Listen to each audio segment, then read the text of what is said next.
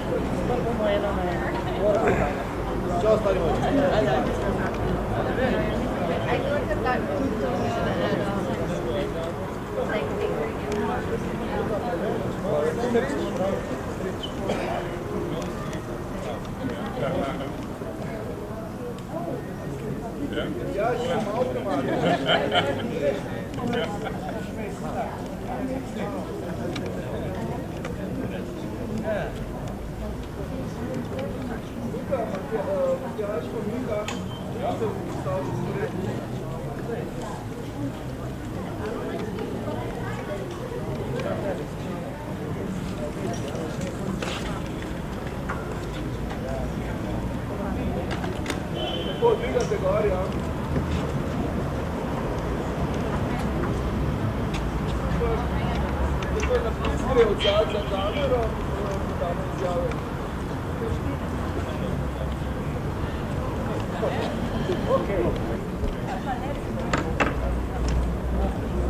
se ne postavite? Bomo takole?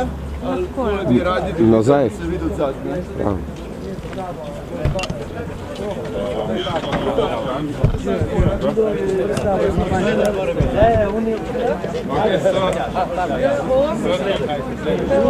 Presledek pa so. Ja, pa dajte pravilno napis, ja, odzad.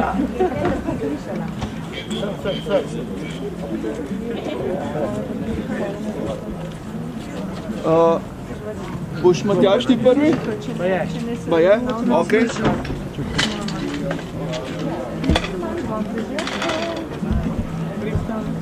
Mej. Prosim, ja.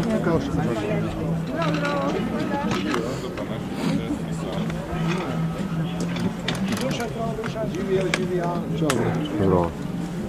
Mi da so bilo pa noter. Kje? Na toplem, v bistvu. Prosim, Matjaž. Dvignimo se, je zapisal eden izmed avtorjev splošne deklaracije o človekovih pravicah Stefan Hessel. Uprimo se predvsem pogubni orgiji, ki jo neoliberalni kapital že leta uprizarja z našimi življenji.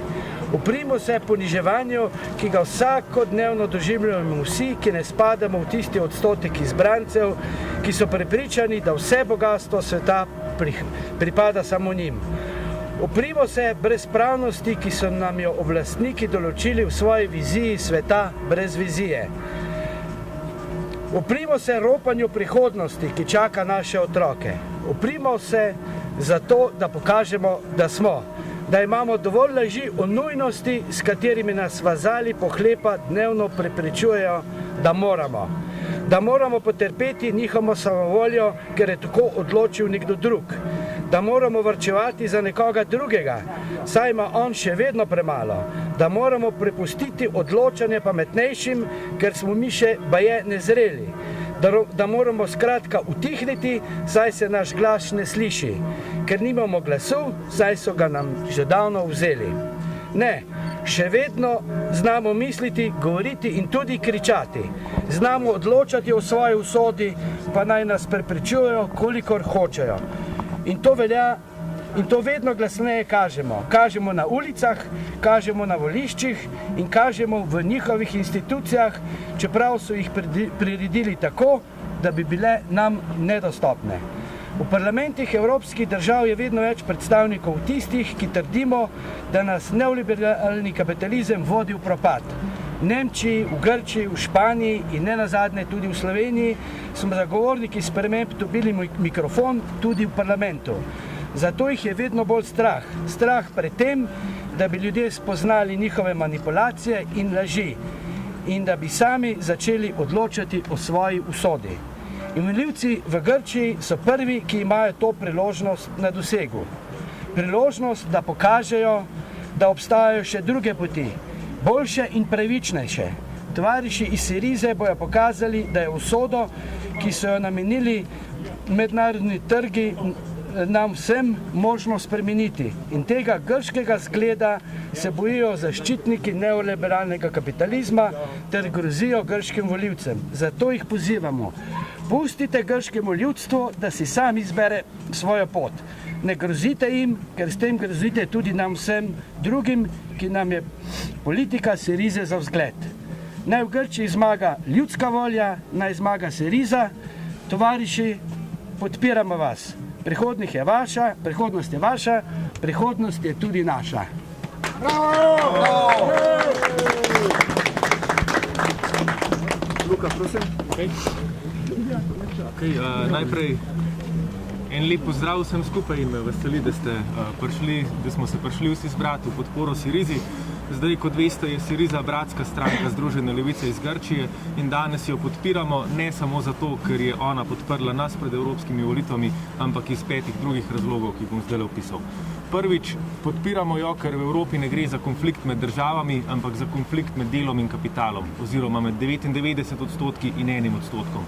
Syrizo podpiramo, ker to ve in ker dela v interesu zaradi lenobe Grkov, tako kot v Sloveniji ni nastala zaradi lenobe Slovencev. Temveč zaradi svetovnega kapitalizma in arhitekture Evropske unije in Syrizo podpiramo, ker si prizadeva spremeniti oboje, reformirati Evropsko unijo in končati kapitalizem.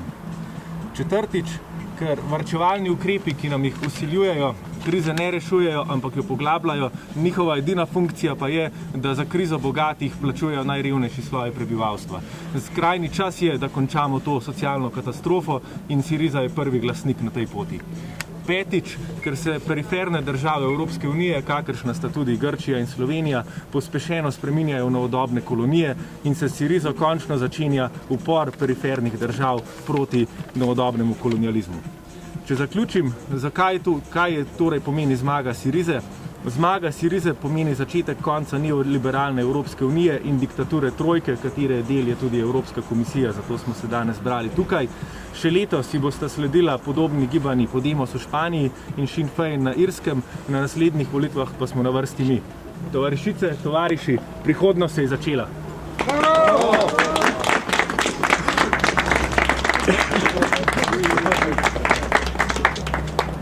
Hvala lepa.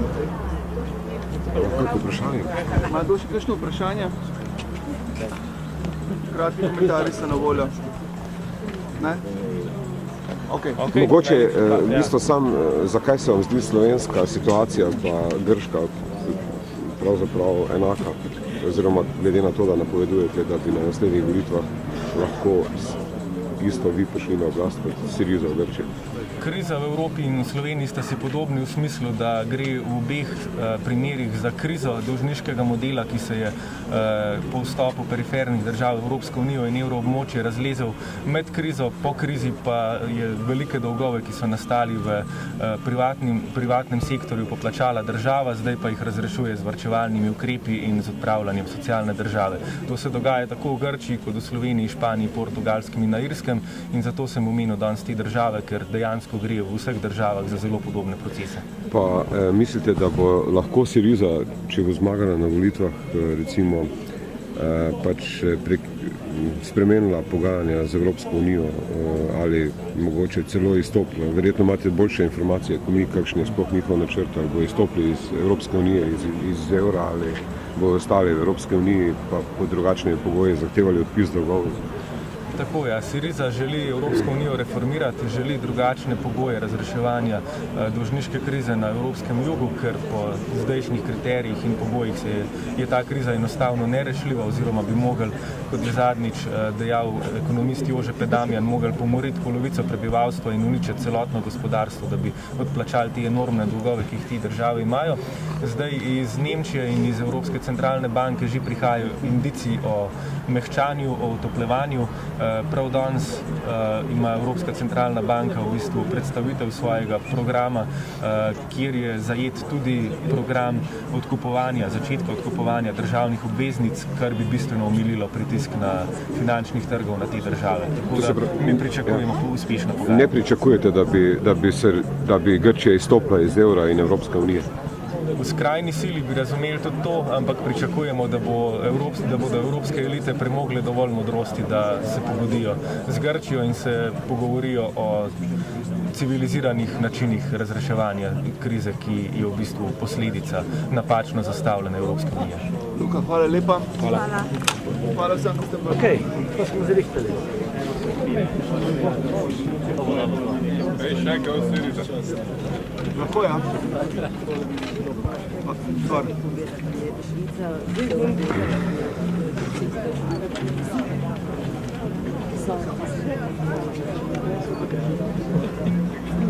Še kratek za razhodov.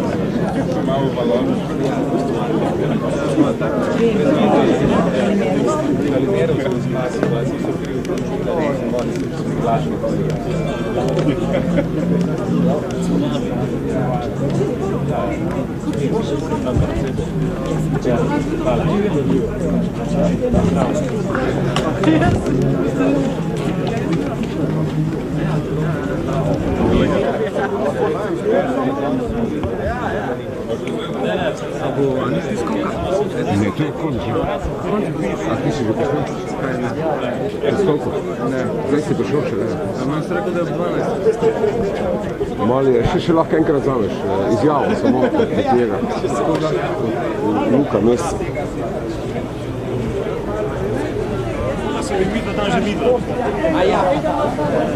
Forza, ne vem kaj se drugače, da ne moremo se Žal.